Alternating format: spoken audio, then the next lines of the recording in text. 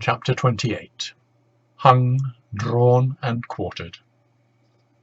"I'm terribly sorry to interrupt," said the Queen, in her clipped tones, "but might we get back to the important matter at hand? I still don't understand why the two of you are here, in the Tower of London, in the middle of the night, smelling of poo-poo and attempting to steal my jewels." "Well, once I had started, the lie grew and grew, Your Majesty," continued Granny, avoiding Ben's eyes. "I didn't mean for it to happen. I just got carried away, I suppose. It was nice to spend that extra time with my grandson, to have fun with him.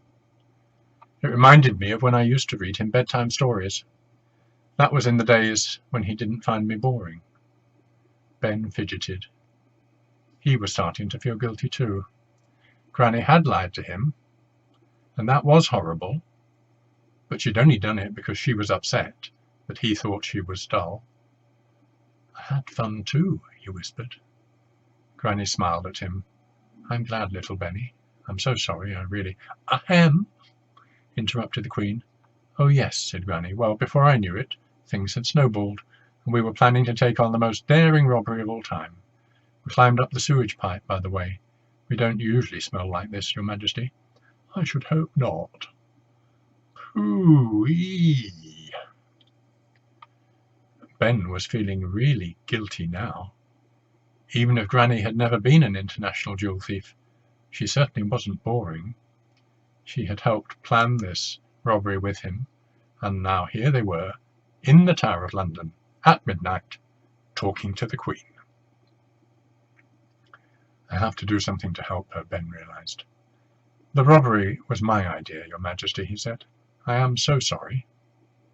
"Please let my grandson go," interjected Granny. "I don't want his young life ruined. Please, I beg you. We were going to return the crown jewels tomorrow night, I promise." "A likely story," murmured the Queen.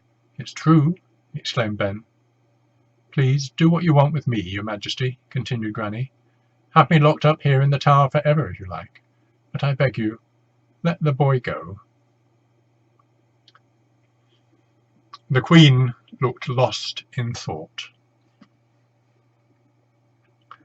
"I really don't know what to do," said the Queen eventually. "I'm touched by your story. As you know, I too am a grandmother, and my grandchildren find me dull sometimes." "Really?" asked Ben. "But you are the Queen." "I know," the Queen chuckled. Ben was stunned. He'd never seen the Queen laugh before. She was usually so serious, and never cracked a smile when giving her speech on TV at Christmas, or opening Parliament, or even watching comedians at the Royal Variety Show.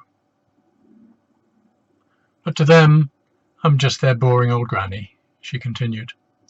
"They forget that I was young once." "And that they too will be old one day," added Granny, with a meaningful look to Ben. "Exactly, my dear," agreed the Queen. "I think the younger generation need to have a bit more time for the elderly." "I'm sorry, Your Majesty," said Ben. "If I hadn't been so selfish and moaned about old people being boring, none of this would have ever happened." There was an uncomfortable silence. Granny rummaged in her handbag and offered the Queen a bag of sweets. "Merriment, Your Majesty?" "Yes, please," said the Queen. She unwrapped it and popped it into her mouth. "Gosh, I haven't had one of these for years." "They're my favourite," said Granny.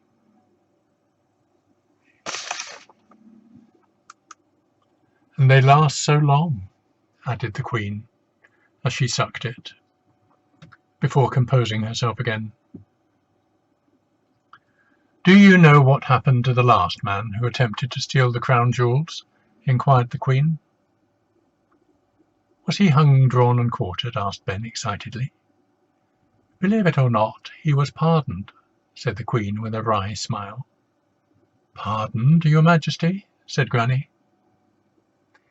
"In 1671, an Irishman by the name of Colonel Blood tried to steal them, but was caught by guards as he tried to escape.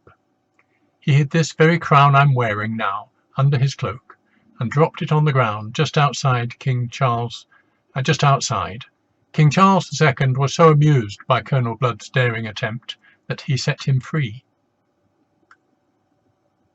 "I must Google him," said Ben. "I don't know what Googling is," said Granny. "Nor me," chuckled the Queen. "So, in royal tradition, that's what I am going to do. Pardon you both." "Oh, thank you, Your Majesty," said Granny, kissing her hand. Ben fell to his knees. Thank you so much, Your Majesty." "Yes, yes, don't grovel," said the Queen haughtily. "I cannot abide grovelling. I've met far too many grovellers during my reign." "I am so sorry, Your Majestical Royal Majesty," said Granny. "That's exactly what I mean. You're grovelling now," replied the Queen. Ben and Granny looked at each other in fear. It was hard not to speak to Her Majesty without grovelling, at least a little bit. "Now, jolly along quickly, please," said the Queen, "before this whole place is overrun with guards.